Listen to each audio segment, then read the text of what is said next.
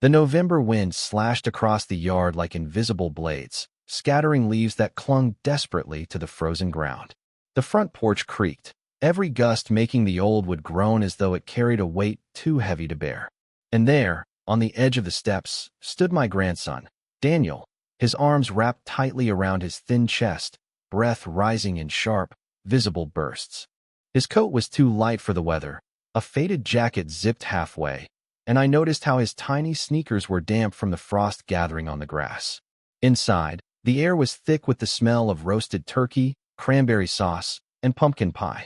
The dining table gleamed with polished silverware and bright decorations my daughter-in-law had carefully placed earlier that morning. Everyone sat close, their voices rising in bursts of laughter and holiday chatter, filling the room with warmth. I sat among them, fork in hand, but my eyes kept straying to the fogged window, where the faint outline of Daniel's small figure was pressed against the glass. My chest tightened. It wasn't the cold outside that froze me. It was the fact that my family, my own flesh and blood, was inside celebrating, while the boy who bore our name shivered alone beyond the door. I heard my eldest son, Mark, laugh loudly, clinking his glass with his wife. "To family," he said, his voice booming, filled with pride. The others echoed him, raising their glasses high. Family. The word rang hollow in my ears. Because what kind of family feasts together while a child stands outside begging for warmth?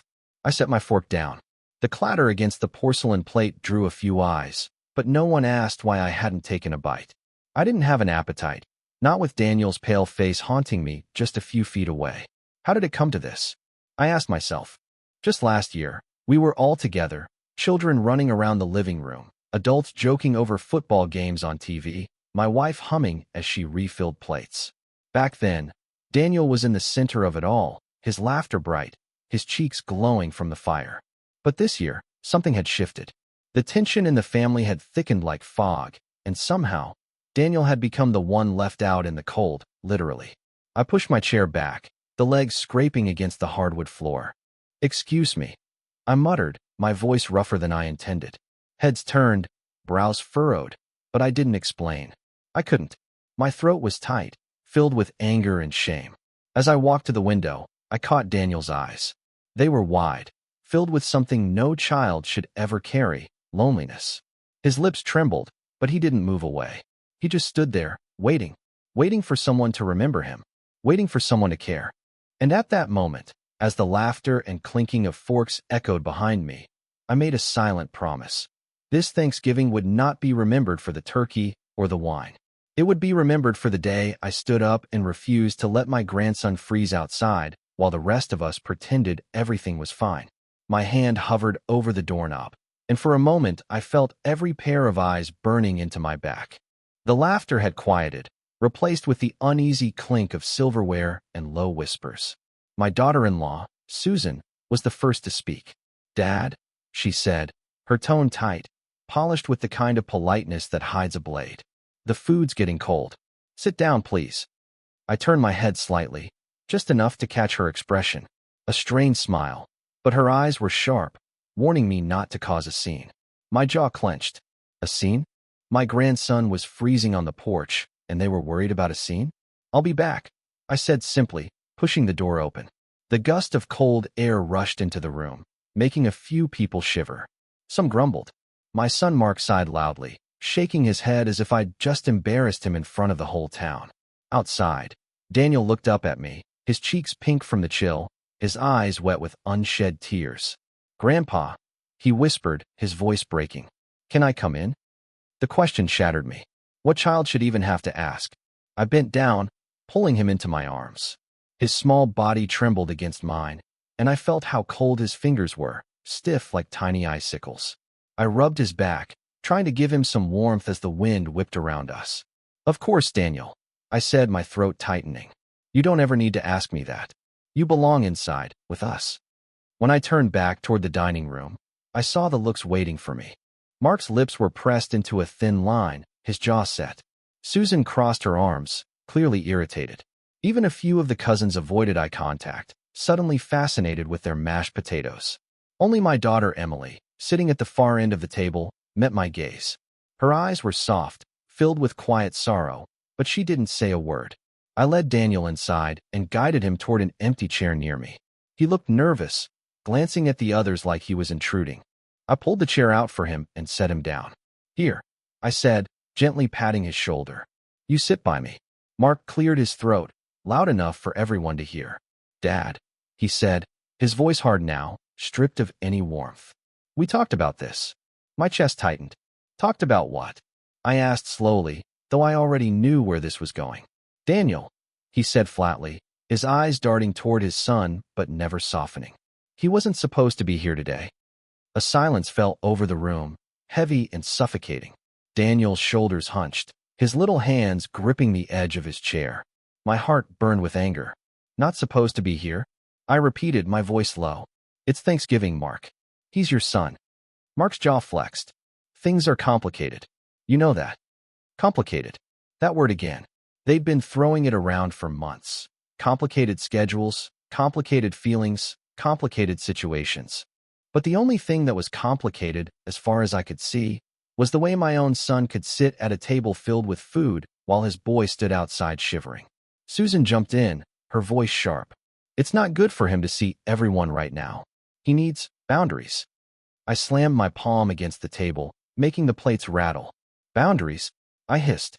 "He needs love. He needs family. You think leaving him out in the cold teaches him anything but pain?" The room went still. Daniel's wide eyes darted between me and his father. Tears welled up, but he blinked them away, swallowing hard. Mark's face turned red. "Dad, this is my house, my rules. You don't get to come in here," and I cut him off, my voice trembling with rage. "Then your rules are broken. Because no child of mine, no grandchild of mine, will ever be treated like he doesn't belong." I looked around the table, at the averted eyes, the uncomfortable shuffling, the clinking of forks trying to pretend nothing was happening. And I realized something.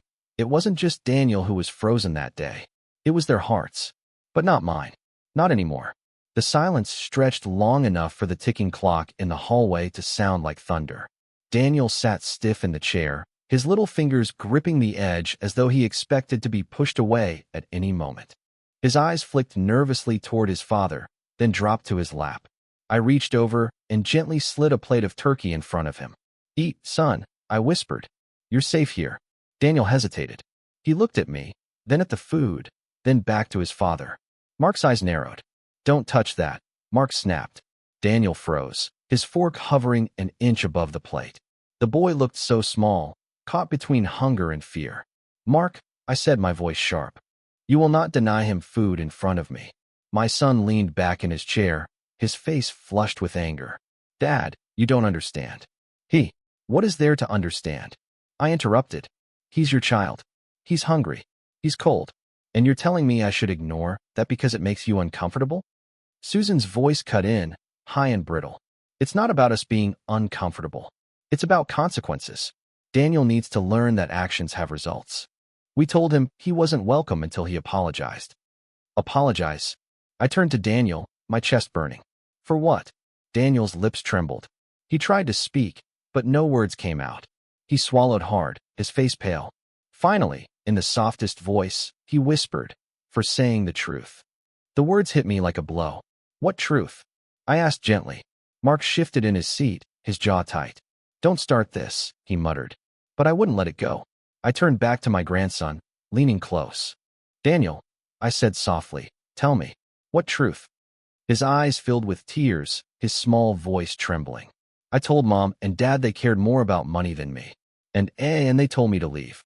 My stomach turned to stone. Around the table, forks clattered against plates. Emily gasped quietly. I stared at my son, my voice shaking with fury. "You threw your child out in the cold on Thanksgiving Day because he told you the truth." Mark slammed his fist on the table. "Don't twist this, Dad. You don't know what it's like. Always working, providing for him, and he dares to disrespect us." "Disrespect?" My voice thundered. "A child begging for love is not disrespect.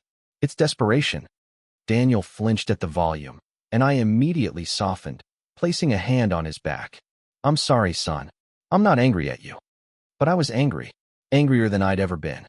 My son, the boy I had raised with my own two hands, had become a man so blinded by pride that he couldn't see the pain he was carving into his own child's heart. Susan stood up suddenly, grabbing her napkin. "This dinner is ruined," she snapped. "If Daniel stays, we leave." My blood boiled. I rose to my feet, towering over the table. "Then leave," I said coldly. "Because I'll choose Daniel over your comfort every single time." Mark stared at me, his face pale with rage. The others shifted uncomfortably, some whispering, some looking away. Emily bit her lip, tears in her eyes, but she didn't move. And in that moment, I realized the truth of the holiday. Thanksgiving wasn't about turkey or pumpkin pie. It wasn't about fancy table settings or polite conversation. It was about family, real family, the kind that shows up, that protects, that loves, unconditionally. I bent down to Daniel, brushing his damp hair from his forehead. "You're not alone," I whispered. "Not while I'm breathing." He nodded, a tear rolling down his cheek, and for the first time that evening, he picked up his fork and took a bite. I sat back down beside him, the storm in the room still swirling, but one thing was clear: the battle for my grandson had just begun. The tension inside the dining room had grown so heavy that even the fireplace seemed to burn more quietly. Mark's face was red, veins pressing against his temple as he glared at me. Susan, still clutching her napkin in her hand, stood stiff as a board beside him. "You've gone too far, Dad," Mark said, his voice trembling with a mix of fury and humiliation.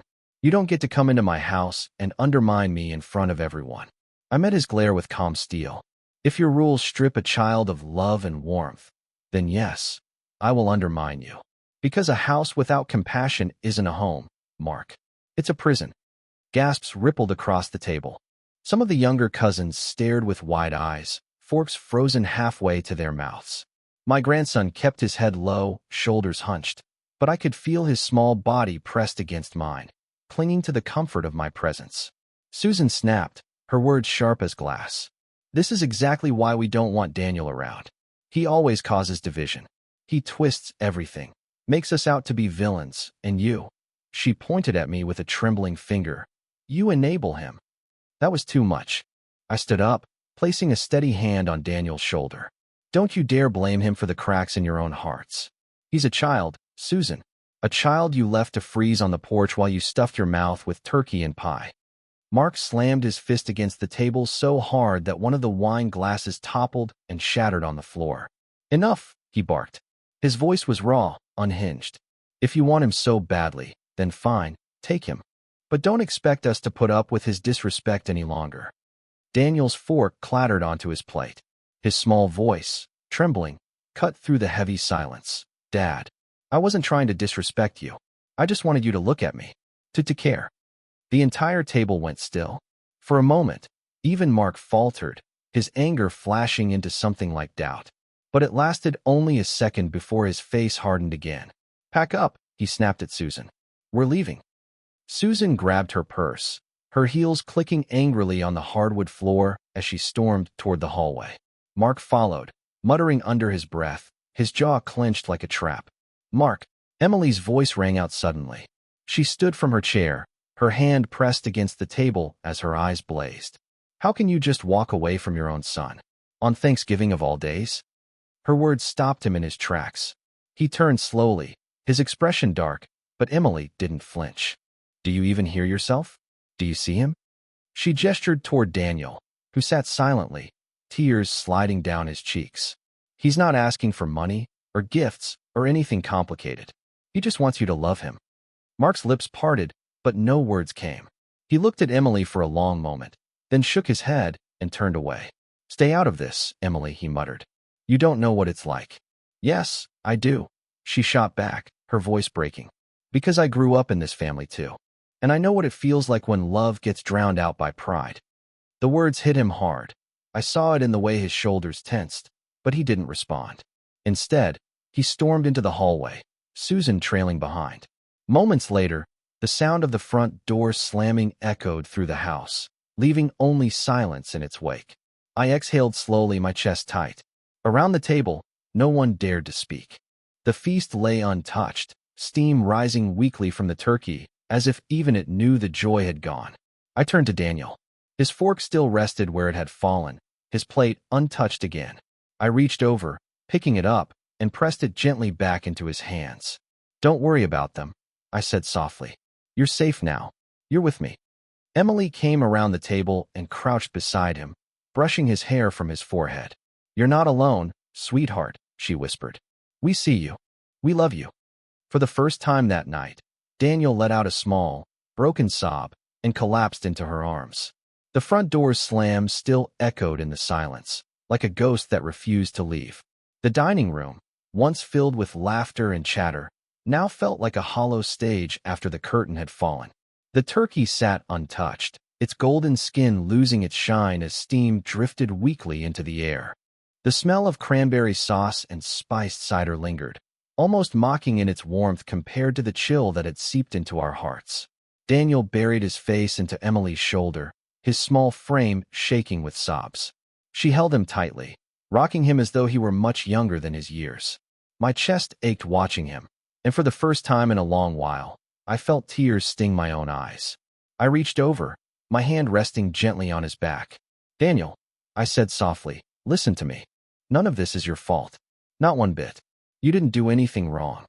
He lifted his head slightly, his face blotchy and wet, his voice trembling. "Then why don't they want me, Grandpa? Why do they act like I don't belong?" The question broke me in two. I swallowed hard, my throat burning. "Sometimes," I said slowly, searching for the right words, "grown-ups lose sight of what really matters. They think success, or pride, or appearances are more important than love. But they're wrong. So wrong. And I won't let their mistakes define you." Emily squeezed him tighter. "Your grandpa's right," she whispered, brushing a tear from Daniel's cheek. "You do belong. With us. With me. Always." He sniffled, looking between us. "But if I stay with you, won't Dad hate me more?" I crouched down beside them, so I was eye level with him. "Son, love isn't about fear. And if your father can't see the amazing boy you are right now, then that's his blindness, not your burden. What matters is that you never forget your worth." His lip quivered, but he nodded, as though clinging to the words like a lifeline. Emily kissed the top of his head, her own eyes glassy. Around the table, the rest of the family remained silent. Some cousins stared down at their plates, clearly uncomfortable. My brother-in-law coughed softly, as if trying to break the tension, but no one spoke up. No one had the courage to take sides. That was fine. They didn't need to. I had already chosen mine. I pulled Daniel gently into my arms, lifting him from the chair. He clung to my neck, his breath still uneven against my shoulder. "Come on," I said quietly. "Let's get you warm." I carried him into the living room, where the fireplace crackled faintly. Emily followed, grabbing a blanket from the couch.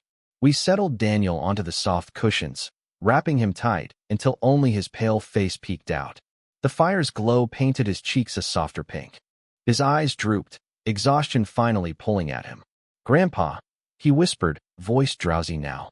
If I fall asleep, will you be here when I wake up?" I pressed a kiss to his forehead. "Always," I promised. "I'll never let you freeze again. Not outside, not in here." I tapped his chest gently. "Not anywhere." Emily sat beside me, her gaze fixed on the boy bundled in blankets. "Dad," she said quietly after a moment, "you know this can't go on.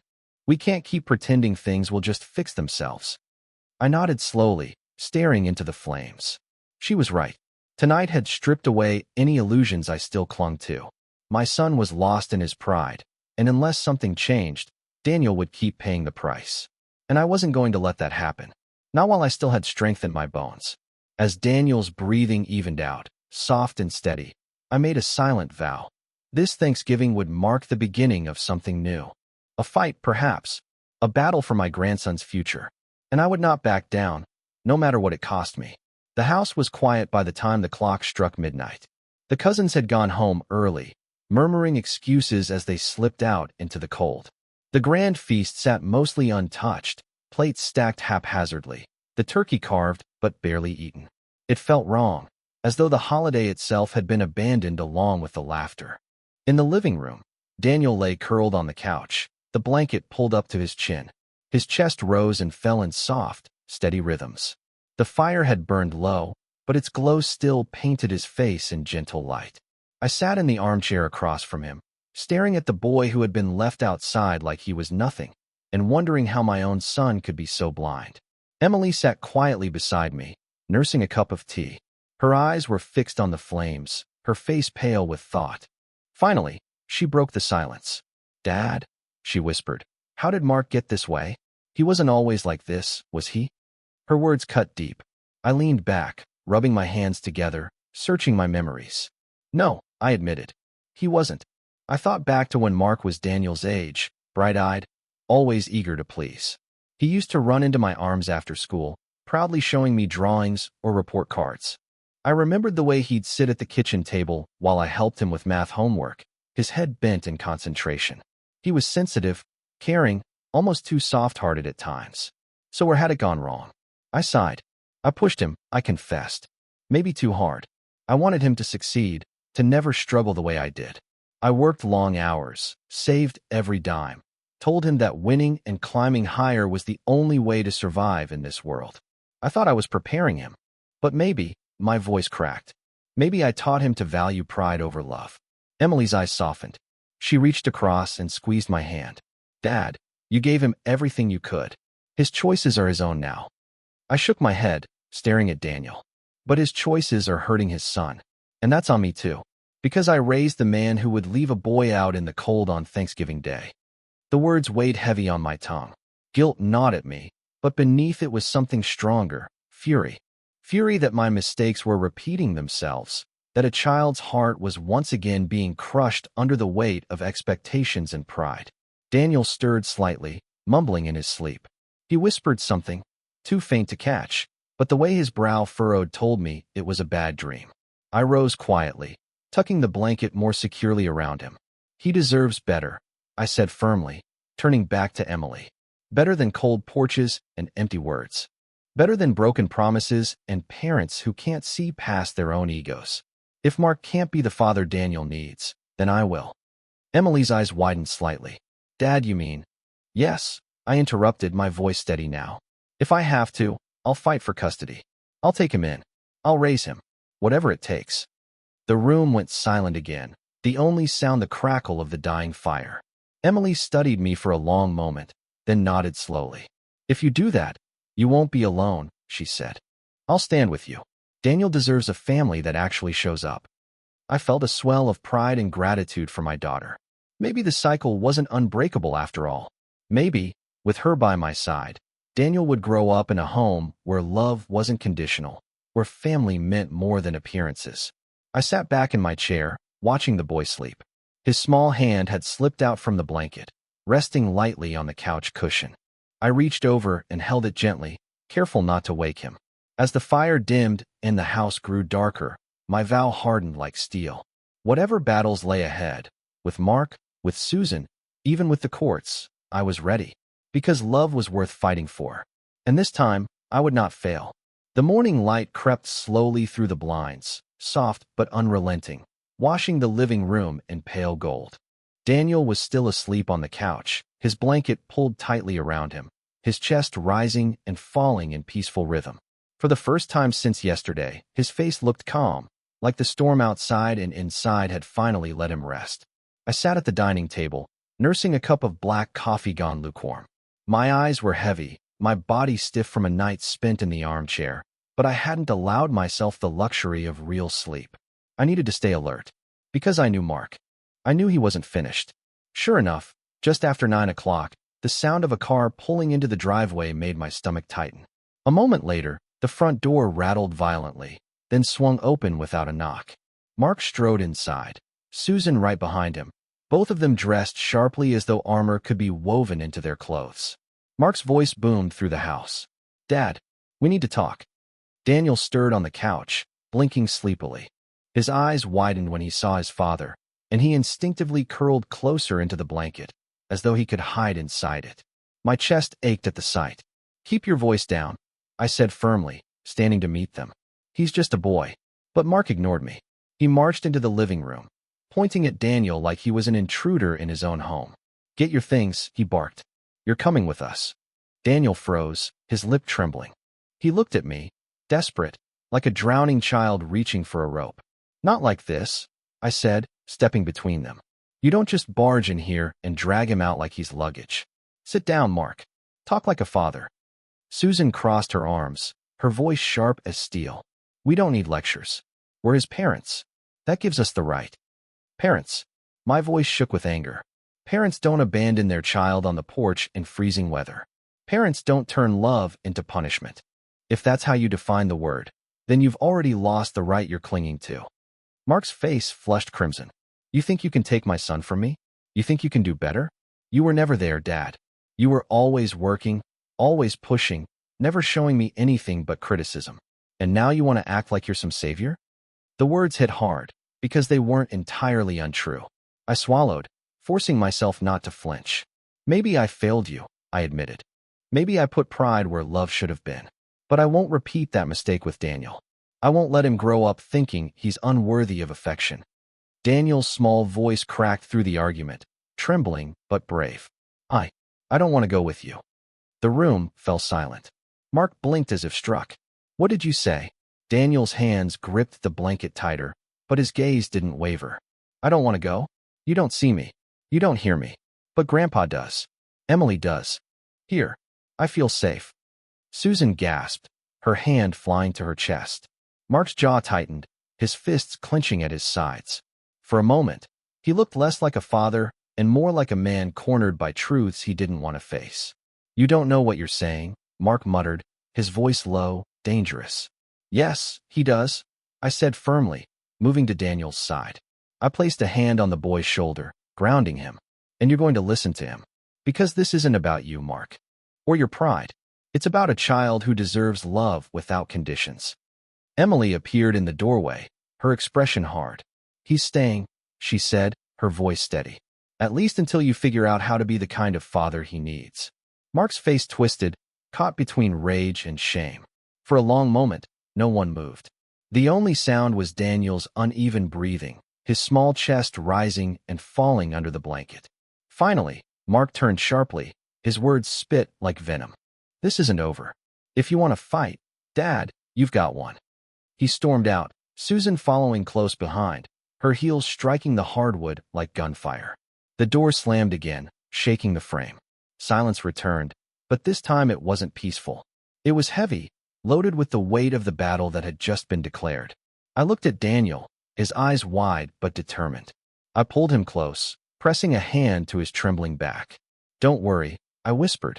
If it's a fight they want, I'll give it to them. But you will never stand alone again. The silence after Mark and Susan's departure lingered like smoke that refused to clear. I sat back down beside Daniel, who was still wrapped in the blanket, his wide eyes staring at the door as though it might swing open again at any moment. His hands trembled, even though the fire's warmth filled the room. I rested a hand on his shoulder. They're gone, son, I said gently. You're safe now.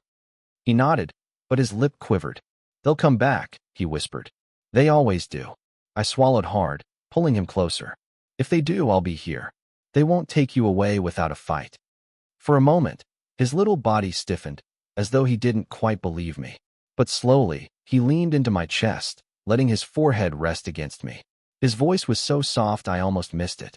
Grandpa, do you promise? My throat tightened. I placed my hand over his heart, steady and firm. I promise, Daniel. I'll never let you be out in the cold again. Not outside, not inside. Not ever. Emily joined us, kneeling in front of him. She brushed a tear from his cheek and smiled softly. You're not invisible here, she said. We see you. We love you. Always. Daniel blinked, his small fingers clutching the blanket tighter. It feels like they don't want me. Like I ruin everything. The words cut deep. I tilted his chin up gently, forcing him to meet my eyes. Listen to me. You are not a burden. You are not unwanted. The problem isn't you. It's the way they've lost sight of what matters. That's on them, not you. He bit his lip, struggling with the weight of his feelings. Then why do I still feel like it's my fault? I sighed, stroking his hair back. Because when you're young, it's easy to believe the people you love most are always right. But they're not. Sometimes adults make terrible mistakes. Sometimes they forget what love is supposed to look like. But that doesn't mean you're wrong to want it. Wanting love doesn't make you weak. It makes you human. Daniel's eyes shimmered with tears again, but this time he didn't try to hide them. He let them fall, and I held him tighter, letting him cry against me until the weight began to lift. When his breathing finally steadied, he asked quietly, "Grandpa, if I stayed here with you, would I be allowed to just be me? Not who they want me to be?" My chest swelled with both pride and sorrow. "Yes," I said firmly. "You'd be allowed to laugh, to make mistakes, to dream big. You'd be allowed to be a kid, Daniel. Because that's what you are, a child who deserves joy, not punishment." His small hands gripped my sleeve, holding on like he was afraid I'd slip away. "I want to stay," he whispered. "With you. With Aunt Emily. I don't want to go back." Emily's eyes met mine, and in them I saw both heartbreak and determination. "Then we'll make that happen," she said softly. "Whatever it takes." I kissed the top of Daniel's head, my heart heavy with the weight of what lay ahead. Because I knew Mark wouldn't let go easily. His pride was a fortress, and Susan would stand by him, no matter how cruel the walls became. They'd come back, not just to argue, but to fight. In court, if they had to. But as I held my grandson that morning, feeling the fragility of his small frame pressed against me, I knew something else too. I was ready. Let them bring lawyers, let them bring threats. I had something stronger. I had the truth, I had love, and I had a child who finally dared to whisper that he wanted to stay. And for that, I would fight with everything left in me. The kitchen smelled of fresh coffee and buttered toast. A simple breakfast, but warmer than any feast we'd had the night before. The clatter of pans and the low hum of the old radio filled the silence with something gentler, something ordinary. Emily moved about gracefully, her hair tied back, frying eggs in the skillet. I sat at the table, pouring orange juice into a glass. Daniel patted in quietly, still wrapped in the oversized blanket, his hair sticking up in all directions. He looked smaller in the morning light, but there was something softer in his face, less fear, more curiosity. He paused in the doorway, as if unsure whether he was welcome. "Morning, champ," I said with a smile, patting the chair beside me. "Come sit. We've got breakfast waiting." He hesitated, then shuffled over, clutching the blanket like armor. When he slid into the chair, I poured him a glass of juice. His small hands wrapped around it, as though the glass itself was a comfort. Emily turned, her face bright. "Guess what? I made your favorite, scrambled eggs." Daniel's eyes flickered with surprise. You remembered?" Emily laughed softly. "Of course I did. You told me last summer when we had brunch together. You said they were the only eggs that didn't taste weird." A faint smile tugged at his lips, hesitant but real. He picked up his fork, poking at the food before taking a bite. The moment his face lit up, pride swelled in my chest. "How is it?" Emily asked. "Good," he murmured, cheeks full. Then, after a pause, he added quietly, "Really good." I leaned back in my chair, watching him eat with an appetite he hadn't shown last night.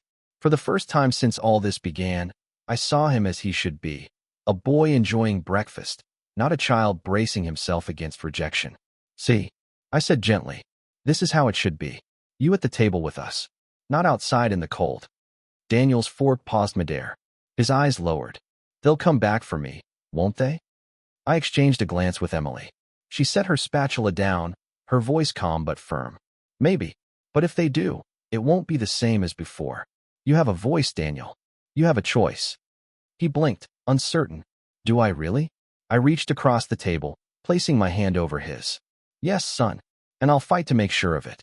Your father may think he can make decisions without you, but he's wrong. You matter." Daniel swallowed hard, the weight of my words sinking in. Then, to my surprise, he whispered, Can we do this every morning? Eat together like this?" The simplicity of the request struck me harder than any argument. I felt my throat tighten. "As long as I'm breathing," I said. "You'll always have a place at my table." Emily smiled, her eyes misty. She reached over and ruffled his messy hair. Daniel laughed softly, his first laugh in days. It was small, fleeting, but it was enough to make the entire kitchen glow brighter. As he returned to his eggs, I sipped my coffee, my mind racing. Breakfast felt peaceful, almost normal. But beneath it all, I knew the storm hadn't passed. Mark's words from last night still echoed. "This isn't over." No, it wasn't. If anything, it was just beginning. There would be shouting, lawyers, maybe even courtrooms. But as I looked at my grandson smiling shyly over a plate of scrambled eggs, I knew one thing for certain. This fight was worth every drop of strength left in me. Because love wasn't just spoken. It was lived, morning by morning, meal by meal, promise by promise. And I would keep living it for him. The peaceful morning didn't last. By afternoon, the doorbell rang, sharp and insistent. I felt the weight of it before I even rose from the chair. Emily looked up from the couch, where she and Daniel had been sketching together in a notebook. His small hand tightened on the pencil, his face pale. I opened the door to find Mark standing on the porch, his jaw clenched, a folder tucked under his arm. Susan lingered a step behind him, her expression smug, as though she already knew the outcome of the battle she'd helped ignite. Mark didn't wait for pleasantries. He shoved the folder toward me. "I spoke to a lawyer this morning," he said coldly. "If you don't return Daniel to us immediately, we'll take this to court." My chest tightened, but I kept my voice steady. "You mean the same child you left outside in freezing weather last night? The same boy you humiliated and rejected in front of his family?" Susan scoffed. "Oh, don't be dramatic. He was never in danger. We were teaching him responsibility." "Responsibility?" I snapped, my voice rising. "He's a child, Susan.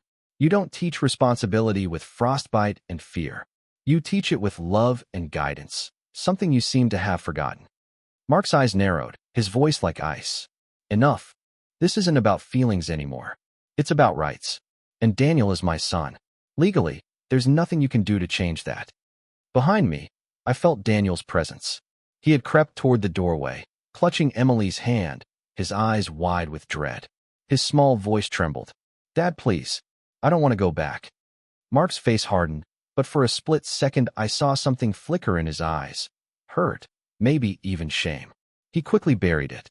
"You don't know what you want," he said harshly. "You're too young to decide." "No," Daniel said, his voice breaking but resolute. "I do know. I want to stay with Grandpa, with Aunt Emily. They see me. You don't." The silence that followed was deafening. Mark's lips pressed into a thin line, his fists tightening. Susan reached out, touching his arm as if to restrain him. "Don't argue with him here," she muttered. "We'll let the court settle it." Mark glared at me. "You think you can make me the villain, Dad? You think you can undo years of raising him with one night of sympathy? You're wrong. I'll win this. I'll prove you're too old, too sentimental, too unfit to raise him." I stepped forward, meeting his glare head on. "You can try," I said quietly. "But you underestimate the strength of a man fighting for the only thing that truly matters. You're my son, Mark, but if you force me into this battle, I'll stand against you without hesitation." Mark's nostrils flared. He turned sharply, motioning to Susan. "Come on." They stormed off the porch, the sound of their car, doors slamming reverberating in the cold air. I closed the door, leaning against it as exhaustion and dread washed over me. Emily came forward, her eyes wide. "Dad, what are we going to do?" I looked at Daniel, who clung to her side, his eyes pleading. And in that moment, the answer was clear. "We fight," I said.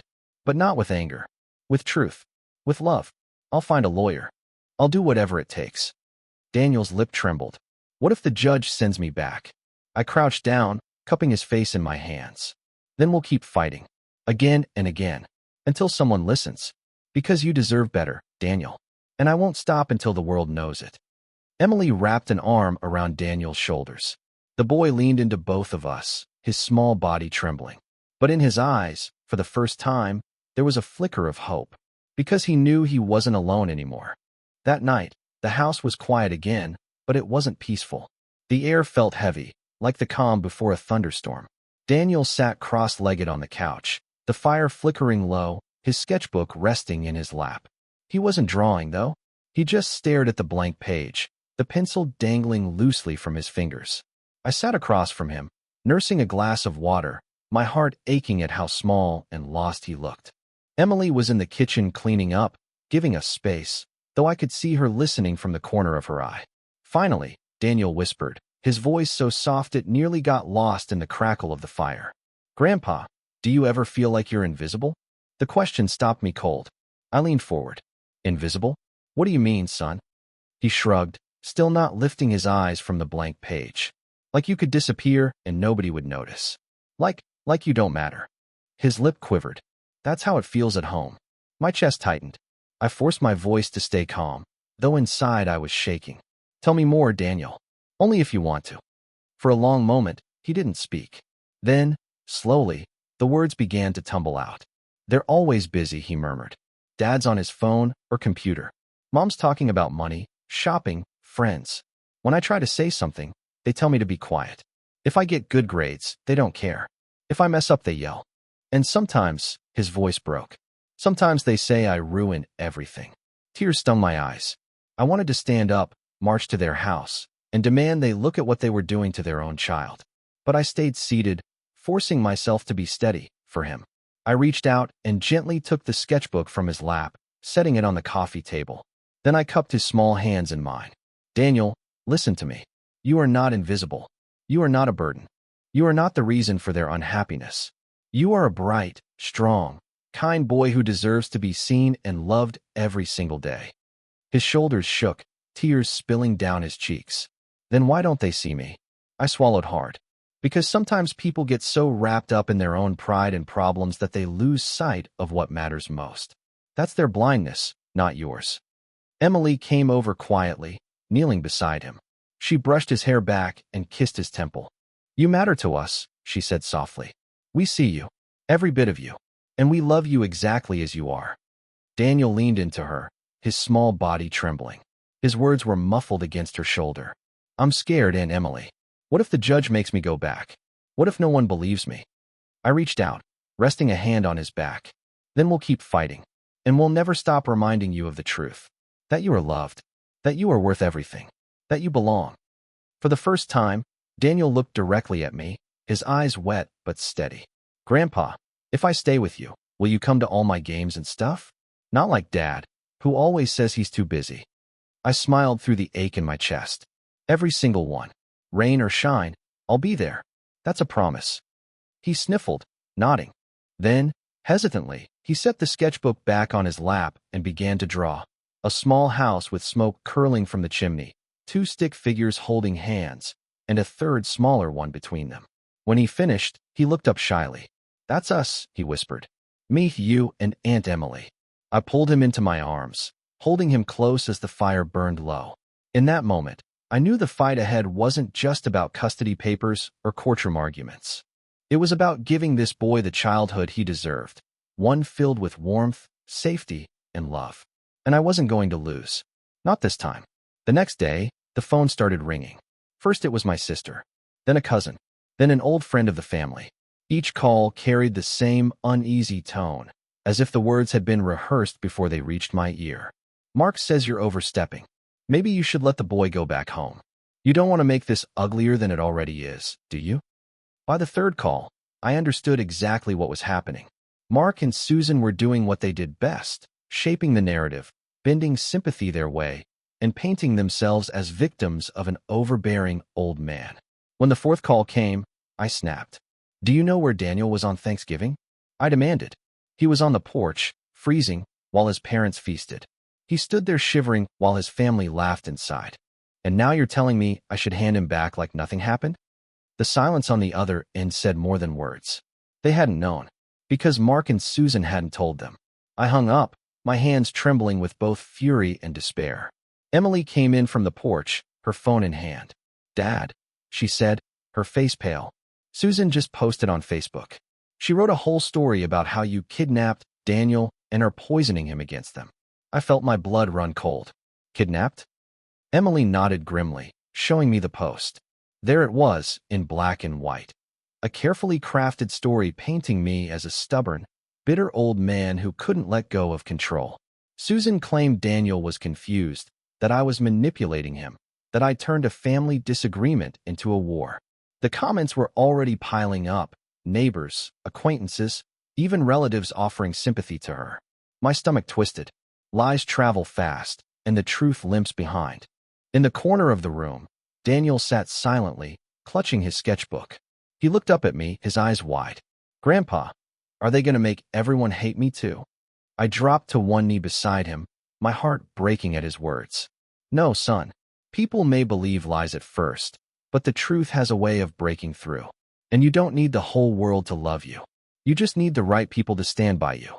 And I'm not going anywhere." Emily knelt beside me, her voice steady. "Neither am I. They can spin whatever story they want, but we know the truth. And when the time comes, so will the judge." Daniel bit his lip, his fingers tightening around the sketchbook. But what if the judge believes them? I sighed, brushing his hair back gently. Then we'll show him the truth. Your words matter, Daniel. Your feelings matter. You'll have a chance to speak. And I'll be right there, beside you. For a moment, he studied my face, searching for cracks in my promise. Finding none, he finally leaned against me, his head resting on my chest. As I held him, my phone buzzed again. Another relative calling, no doubt to repeat the same script Mark had fed them. I silenced it, tossing the phone onto the table. Let them talk. Let them judge.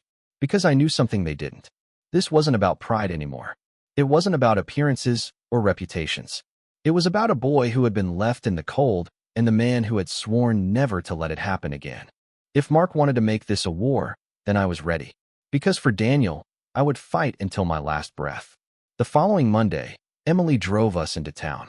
Daniel sat in the back seat, unusually quiet, his sketchbook clutched against his chest like a shield. The courthouse loomed in the distance, its stone walls and towering columns making it look less like a building and more like a fortress. But we weren't going inside, not yet. Our stop was across the street, at a small office with a brass plaque on the door, Anderson and Wells, Family Law.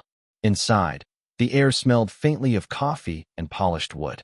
The receptionist smiled politely, though her eyes lingered on Daniel as if she could already sense the weight he carried. We were ushered into a conference room where a woman in her 40s greeted us with a firm handshake. "Mr. Harris?" she asked, her tone professional but kind. "Yes," I said, gripping her hand. "And this is my daughter, Emily, and my grandson, Daniel." She smiled at Daniel, softening her voice. "Hi, sweetheart. I'm Ms. Anderson. Don't worry, I'm here to help."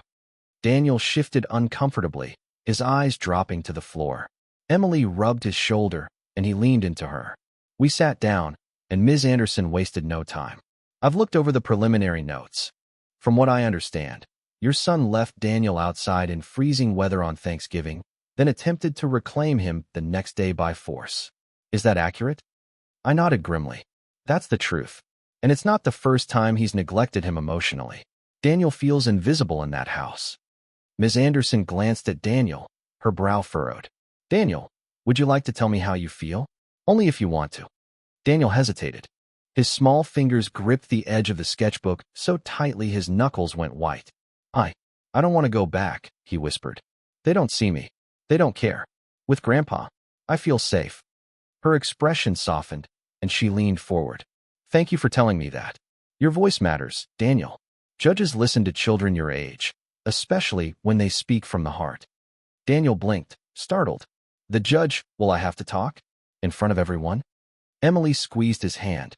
"Not like that, sweetheart. You'll have a chance to talk in private if you want. Nobody's going to make you stand in a courtroom and yell." Ms. Anderson nodded. "Exactly. And if you're nervous, you can even write things down. The most important thing is honesty. Judges can tell when a child is speaking their truth." I watched as Daniel's shoulders relaxed just a little. Still, fear lingered in his eyes. He asked quietly, "What if they don't believe me?" My heart clenched, but Ms. Anderson answered calmly. "That's why we gather evidence. Statements, witnesses, anything that shows the truth. We'll show the court that what happened on Thanksgiving wasn't a one-time mistake. It was part of a pattern." I leaned forward, my voice steady. "I'll testify. Emily will too. And anyone else who's seen how they treat him. They'll hear the truth if it's the last thing I do." Ms. Anderson gave me a small nod, then slid a packet of papers across the table. "We'll file a petition for emergency custody first. That will allow Daniel to stay with you while the case is pending. It's not permanent, but it's a start."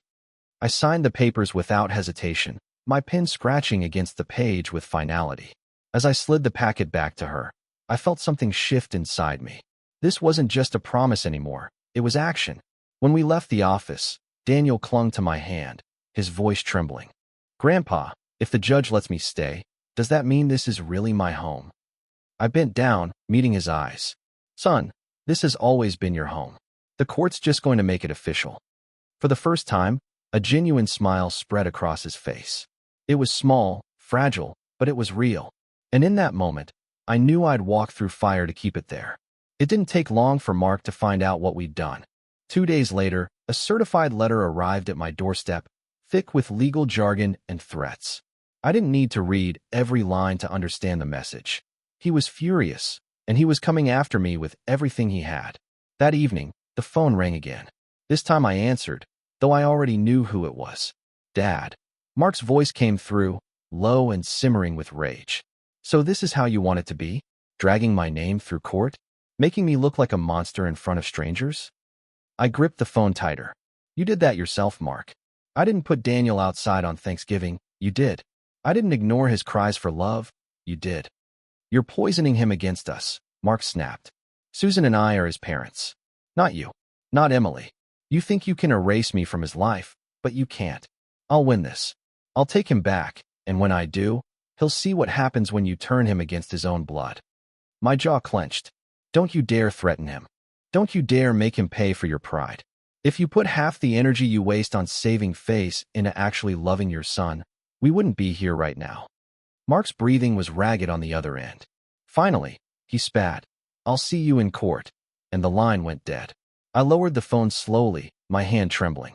Across the room, Daniel sat at the table, sketchbook open but untouched, watching me with wide eyes. He'd heard enough to know. Grandpa, he whispered, does that mean they're going to take me? I went to him immediately, crouching down so I was eye level. No, I said firmly. That means they're going to try. But we'll fight back. And you won't fight alone. Emily entered from the kitchen, her face pale but resolute. Let them come, she said. We have truth on our side. And more importantly, we have love. That's something they can't fake in front of a judge. Daniel looked between us, his lips trembling. But what if they don't believe us? I placed a hand over his small one. Then we'll show them, Daniel. Every time you draw, every time you speak, every tear you've shed, we'll show them who you really are. And we'll show them who you deserve to be with. Later that night, as the house grew quiet, I sat by the fire with the letter spread across my lap. The words were cold, stripped of humanity, but they didn't scare me. If anything, they steeled my resolve. I thought of my mistakes raising Mark, how I'd let pride creep into our home, how I'd worked so hard to build a future that I'd sometimes forgotten the present. But Daniel gave me a chance I didn't deserve, a chance to do it right. To love without condition. To protect without hesitation. Mark could throw lawyers, threats, and pride at me. Susan could spin her stories to anyone who'd listen.